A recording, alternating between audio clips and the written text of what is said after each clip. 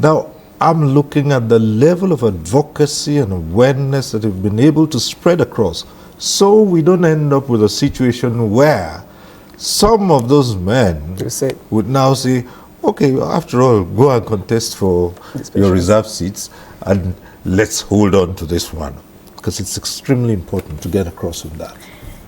Absolutely, Cyril. The fact that the special seats are aiming to address the monopoly that we already have. We have a monopoly of the political system, particularly at the legislative level.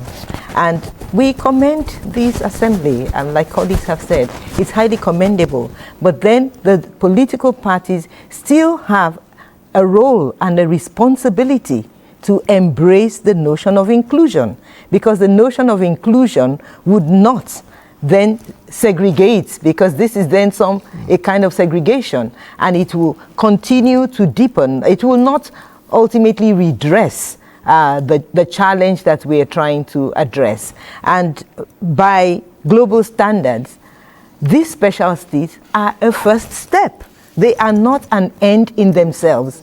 They are like an opportunity for the political parties, for the political system to experience the value addition that women bring into the political system.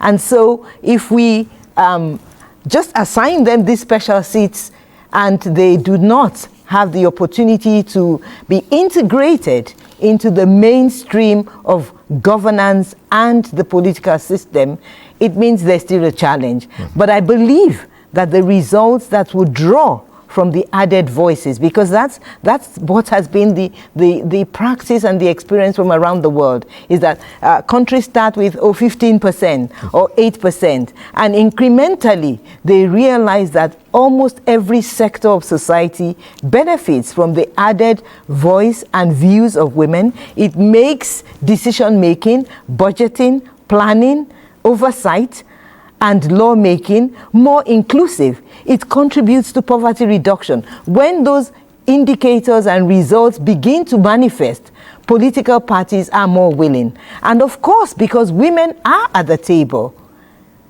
by virtue of those special seats, then law reforms become easier.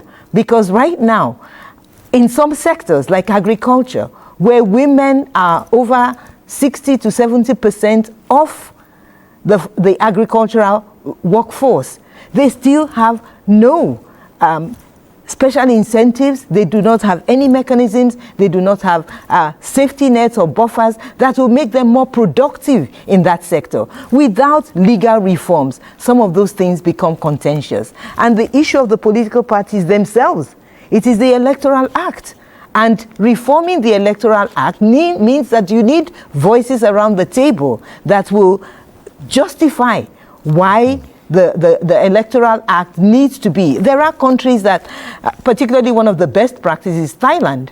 In Thailand, the political parties are told the percentage women is 35. You have less than 35, some of the seats you've won will be given to another political party.